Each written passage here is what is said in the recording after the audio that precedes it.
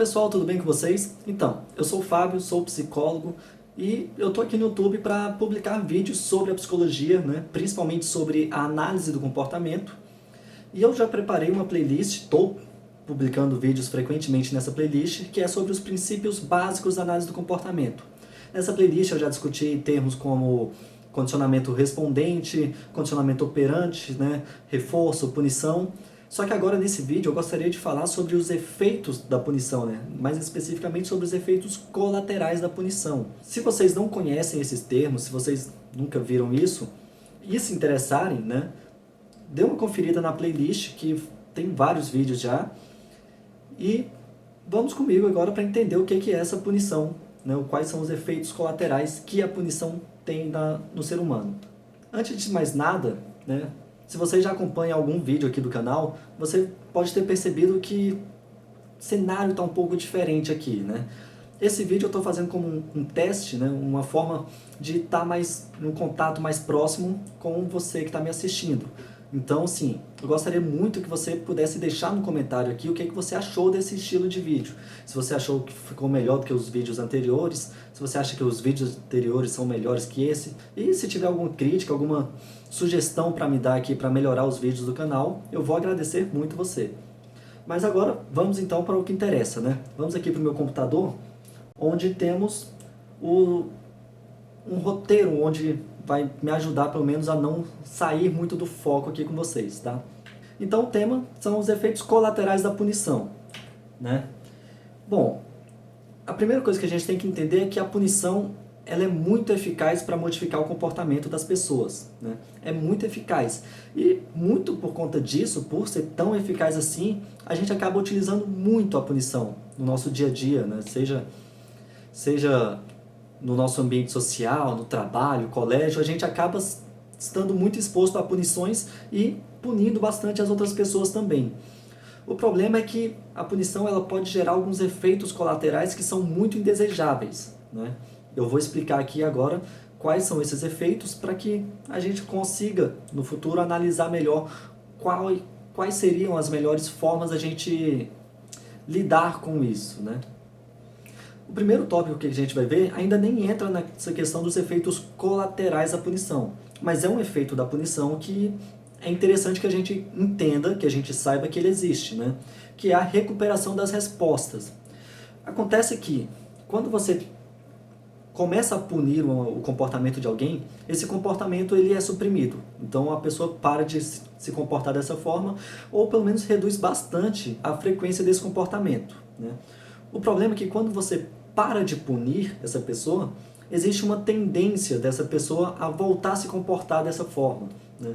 Como vocês podem ver no gráfico que tem aí no nosso slide, temos aí as duas situações que são utilizadas para extinguir um comportamento. Temos a extinção, né? E temos a punição. No gráfico da extinção, que é esse de cima, vocês podem ver que você tem uma linha de base, aí você aplica o reforço ao comportamento, né? E ele aumenta de frequência. Logo então, quando você entra com a extinção, o processo de extinção, esse comportamento vai gradualmente reduzindo até chegar um momento em que ele acaba, né? Já na parte de baixo do gráfico, a gente tem a punição, né? Ou seja, você tem a linha de base ali o comportamento frequente, entra com a punição, então o comportamento começa a diminuir de frequência, só que quando você interrompe a punição, quando você para de punir esse comportamento, você tem a recuperação, esse comportamento volta a acontecer. Isso ainda não é um efeito colateral da punição, mas é interessante a gente entender que isso acontece, né? Se a gente pretende modificar o comportamento, seja o nosso, seja de outras pessoas, isso é importante a gente saber, né? Justamente para conseguir entender que se a gente parar com a punição, o comportamento vai aumentar. E nesse sentido, a extinção se mostra bem mais útil, né? Já que uma vez que você passa pelo processo de extinção, você não tem mais essa recuperação das respostas. Um exemplo disso que a gente pode dar, por exemplo, vamos imaginar uma pessoa que gosta muito de sair com os amigos, né? Todo final de semana ele está saindo com os amigos ali para balada, alguma coisa assim. Só que ele começa a namorar com uma pessoa que não gosta disso, né? Então começa a punir o comportamento dele de sair para balada. Automaticamente a gente já percebe que esse comportamento vai desaparecer, né? Então a pessoa vai parar de sair com os amigos, né, vai começar a dar algumas desculpas para não ter que sair. Só que imagina que esse relacionamento termina, né? Quando esse relacionamento termina, consequentemente a punição por sair com os amigos acaba também. Logo, a tendência é a gente ver essa pessoa voltar a sair com a frequência que ele saía antes com os amigos. Só que tem um detalhe que é importante saber também, né? Isso, para que essa recuperação das respostas aconteça, é importante que o organismo ele entre em contato de novo com essa contingência, né? Acontece que se a punição sair do ambiente dessa pessoa, só que essa pessoa nunca mais se expor a essa contingência, né, para perceber que essa punição saiu, né, para que ela possa discriminar que agora não tem mais essa punição, esse comportamento não volta mais a acontecer. Agora sim, vamos aos efeitos colaterais da punição, propriamente dita, né? A primeira coisa que a gente tem que pensar quando a gente olha para esses efeitos colaterais é que existe uma eliciação de respostas emocionais. A gente usa esse termo eliciação, né? Eliciar, justamente para demonstrar que está sendo um processo respondente, né? Está sendo um comportamento reflexo, no caso, né? Ou seja, você tem um estímulo, logo esse estímulo elicia a resposta, né? Não passa por um processo cognitivo, vamos dizer assim, né? É simplesmente aconteceu alguma coisa, a resposta foi feita. Então, você começa a punir a pessoa, ela vai eliciar algumas respostas emocionais. Que respostas, né? Vão ser respostas de medo, né? Basicamente. Vai ter choro, vai ter tremores, taquicardia, palpitações, enfim, vai ter uma série de respostas emocionais que essa pessoa vai demonstrar. Isso por si só já é um problema, né? Se você quer modificar o comportamento de alguém, você gerar nessa pessoa essas respostas emocionais já é um problema. Só que a gente vai começar a ver isso como um todo, né? Então, assim, desvantagens dessas respostas emocionais. Primeiro, a desvantagem é que ela gera essas respostas no indivíduo que está sendo punido. A segunda desvantagem é que isso gera uma resposta emocional à pessoa que está punindo. O que acontece? Quando você vê uma pessoa tendo essas respostas emocionais, isso faz com que você tenha também algumas respostas emocionais. Nesse caso, como você está punindo, você acaba tendo respostas emocionais, né? Sentimentos de culpa por estar punindo essa pessoa, ou de pena por ver essa pessoa sendo punida, né? Isso não é bom para quem está punindo, né? É o que acontece aqui no nosso próximo slide, né? Qual que é a questão? Você ter esse sentimento de culpa, de pena, isso é um estímulo aversivo para você, né? Isso acaba sendo um estímulo aversivo para você. E se é um estímulo aversivo para você, a tendência é que você tente fugir desse estímulo, né? É emitir um comportamento de fuga.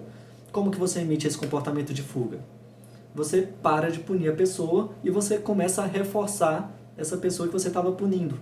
Ou seja, se o seu objetivo é modificar o comportamento dessa pessoa, e você usa da punição para isso, ao ver essa pessoa tendo respostas emocionais, você vai ter respostas emocionais também.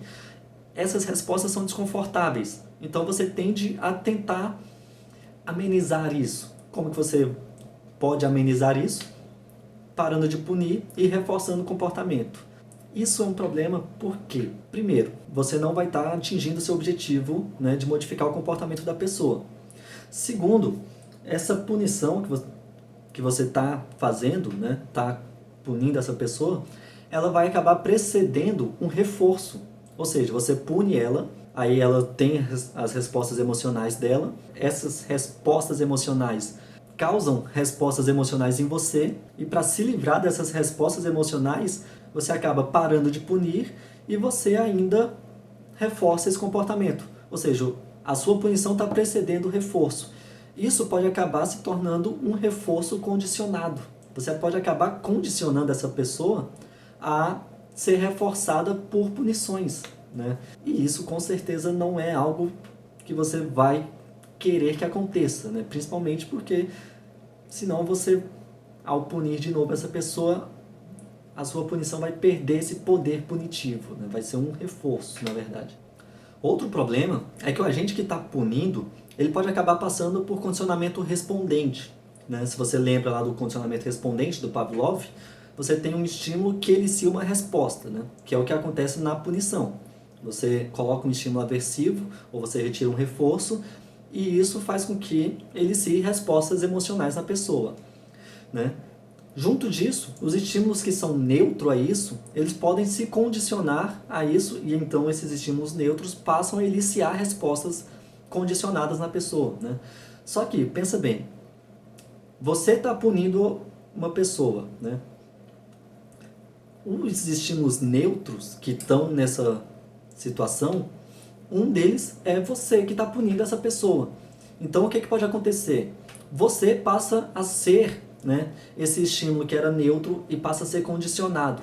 Então, só a sua presença para essa pessoa passa a ser algo aversivo, né? Isso é algo que você também não vai querer fazer, né, se você pretende modificar um comportamento. Porque então você passa a ser o aversivo, você passa a não conseguir mais entrar em contato com essa pessoa, porque ela vai te evitar de todas as formas. E também tem essa questão do paradoxo da aprendizagem por reforço negativo, né? Vamos entender esse paradoxo com um exemplo. Vamos imaginar aqui que você é um aluno, né? Você é aluno, está aprendendo alguma coisa no colégio, na faculdade, enfim. E vamos supor que o seu professor, né, ele que está te ensinando, ele está te ensinando na base do reforço negativo. Ou seja, vamos supor que ele faça perguntas para você, né? E você tem duas opções. Ou você responde a resposta correta, ou você responde a resposta errada. Em caso você responder a resposta correta, né, que é esse o comportamento que o professor quer que você tenha, o professor não faz nada, né? Ele apenas vai punir o comportamento de responder errado, né? Sei lá, ou vai dar alguma bronca por você ter respondido errado, ou vai, não sei, alguns professores acabam expondo a pessoa ao ridículo por ter respondido errado, né? Então, essa é uma contingência de reforço negativo, porque a ideia é que você aprenda a responder certo, né? Evitando respostas erradas. Só que, o que acontece quando você pune uma pessoa? A primeira coisa que a gente viu, né? Ela vai ter algumas respostas emocionais eliciadas, né? Respostas emocionais essas: taquicardia, tremores, respostas de medo, né? Logo, para responder uma resposta correta para o professor, você tem que pensar nas possibilidades, né? Só que esse pensar nas possibilidades, ele é atrapalhado porque você está tendo uma série de respostas emocionais. Então, assim, as respostas emocionais que você tem por estar diante de uma punição fazem com que você não consiga se concentrar ou pensar direito na resposta certa. Ou seja, o próprio estímulo aversivo que o professor coloca para você impede que você emita a resposta que ele quer reforçar negativamente, né? Esse é o paradoxo do reforço negativo, né? Como que você vai aprender a emitir uma resposta, sendo que para você emitir essa resposta, você passa por uma série de condições que te impedem de emitir essa resposta. Seguindo, a gente tem outro efeito colateral da punição, que é a suspensão de outros comportamentos. Porque o que acontece? A gente nunca está parado, né? Literalmente falando. A gente está sempre se comportando e esse comportamento pode ser vários de uma vez só, né? Só que quando você pune um comportamento em específico, você acaba punindo também vários outros comportamentos que estão acontecendo no mesmo momento, né? Vamos imaginar, por exemplo, uma criança que está na festa de aniversário de um amigo dela, né? Pô, é uma criança, então você espera que ela demonstre, né? Ou pelo menos tenha iniciativas de comportamentos sociais entre os amigos dela, né? Então você espera que uma criança, em uma festa de aniversário de criança, esteja pulando, brincando, né? Correndo para um lado para o outro, conversando com todo mundo, né? Pelo menos com os amigos dele. Agora vamos supor que essa criança está lá correndo, esperneando, brincando, ela acaba tropeçando em um adulto que repreende ela de forma muito exacerbada, né? Vamos dizer assim. O que é que pode acontecer por conta disso, né? Vamos supor que isso é uma punição para a criança. Ele está punindo o comportamento da criança de ter corrido e esbarrado nela, né? Esse comportamento ele pode ser suprimido por conta disso. Só que, junto disso, todos os outros comportamentos que a criança estava emitindo também são punidos. Ou seja, Não vai ser só o esbarrar no adulto que vai ser punido. Vai ser o esbarrar no adulto, vai ser o correr pela festa, vai ser o brincar com as outras crianças, né? Consequentemente, conversar com as outras crianças também pode estar sendo punido, entende? Por isso que isso é um efeito colateral e isso é indesejável pra gente. Então, se a gente pretende modificar o comportamento e ainda assim a gente pretende utilizar da punição, isso é algo que a gente tem que tomar cuidado, né? Vamos então para outro efeito colateral, que é a emissão de respostas incompatíveis com o comportamento punido. O que é isso, né? Acontece que quando você é punido, né, a punição é um estímulo aversivo que é acrescentado no seu ambiente ou a retirada de algum reforçador, né? E isso elicia respostas emocionais, ou seja, isso não é agradável, né? Isso é muito desagradável para a pessoa que está sendo punida, né? Ou seja, ela vai fazer o possível para não repetir isso, para não ser punido de novo. Entre isso, ela pode acabar desenvolvendo um padrão comportamental que faça com que ela evite de emitir o comportamento que foi punido anteriormente, né? Parece um pouco confuso. Vamos imaginar aqui o exemplo, por exemplo, de uma pessoa que está em um relacionamento amoroso. Ela começou um relacionamento amoroso, está visivelmente apaixonada pela pessoa, né, pelo parceiro, e, tipo, é o amor da vida dela. Só que, não sei, esse parceiro ou traiu ela, ou fez alguma coisa que rompeu, né, tipo, traiu a confiança dessa pessoa, alguma coisa assim, né. Isso foi algo muito punitivo para essa pessoa. O que pode acabar acontecendo, né? Vamos supor que ela teve um relacionamento, começou a gostar da pessoa, teve esse rompimento. Teve outro relacionamento, começou a gostar da pessoa, teve um rompimento semelhante, né? Isso sucessivas vezes, às vezes nem precisa ser sucessivas vezes, né? Mas isso pode fazer com que a pessoa desenvolva um repertório, né? Ela emita respostas que tornem essa resposta que ela estava sendo punida de ser emitida de novo. Por exemplo, né, depois de ser vivido isso, né, depois de ter vivido isso várias vezes, o que essa pessoa pode acabar fazendo? Ela começa a se relacionar com outras pessoas, né, só que o comportamento que foi punido foi o quê? Ela começou a gostar, começou a se apaixonar pela pessoa, né, e teve esse laço cortado. Então o que ela vai fazer? Ela vai emitir alguma resposta que impeça ela de se apaixonar pela pessoa. Ou seja, ela começa a se relacionar, quando ela percebe que ela está começando a se apaixonar, ela mesma já dá um jeito de romper com o relacionamento, para que ela não se apaixone e, se apaixonando, ela tenha essa punição que ela vivenciou anteriormente, né? Essa é a emissão de uma resposta incompatível com o comportamento punido. E qual que é o problema disso, né? A gente entra aqui nesse último tópico, que é esse comportamento ele impede a discriminação.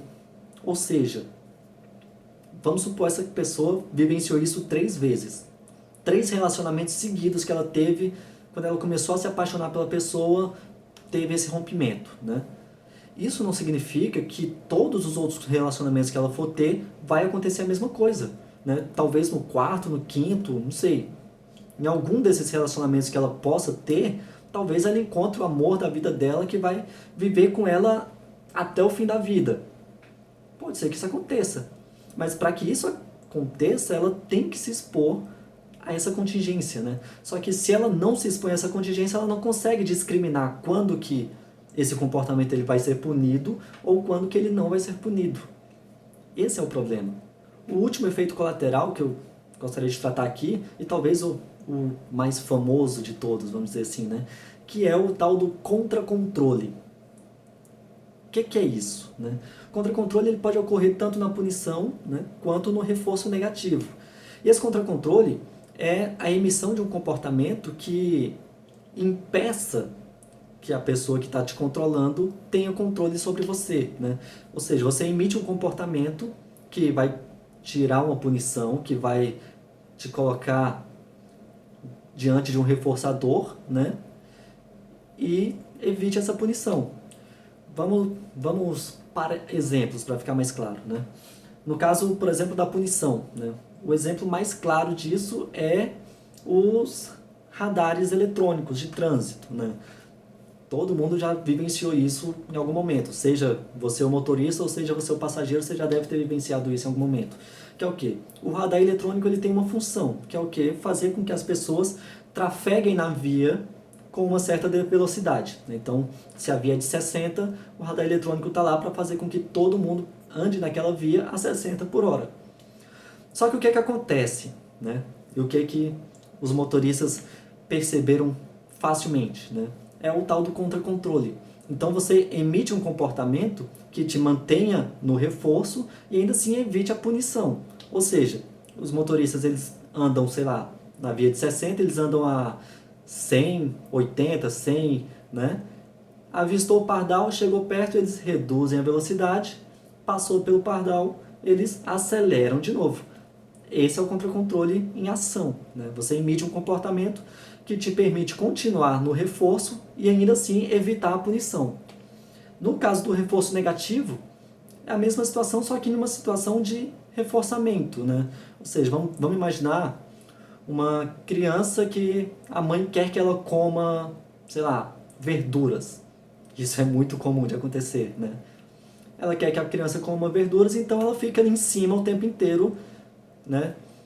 Irritando a criança para que ela coma as verduras, né? Esse é um aprendizado por reforço negativo, ou seja, a criança ela tem que comer as verduras para retirar esse estímulo que está sendo a mãe em cima ali o tempo todo. O que pode acontecer no caso do contra-controle? A criança está lá, fingindo que está comendo, a mãe virou as costas um pouquinho, a criança pega a comida, dá pro cachorro, bota o prato ali e espera a mãe chegar para falar, toma mãe, comi tudo. É o contra-controle em ação, né? Ou seja, por aqui já dá para perceber que o contra-controle está muito relacionado com as mentiras que a gente conta no dia a dia, né?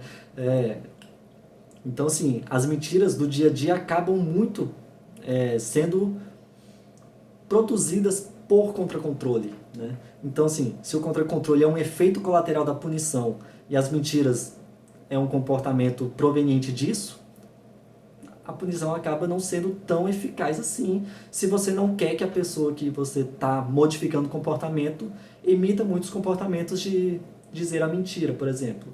Para finalizar esse vídeo, para ele não ficar tão longo assim, né, eu vou jogar aqui alguns temas que a gente pode trabalhar em outros vídeos, né? Porque aqui, nesse vídeo em específico, eu falei dos efeitos colaterais da punição, né? Mas isso nos leva a pensar, por exemplo, em por que a gente pune tanto o comportamento das pessoas, né? Por que a punição é tão presente na nossa sociedade?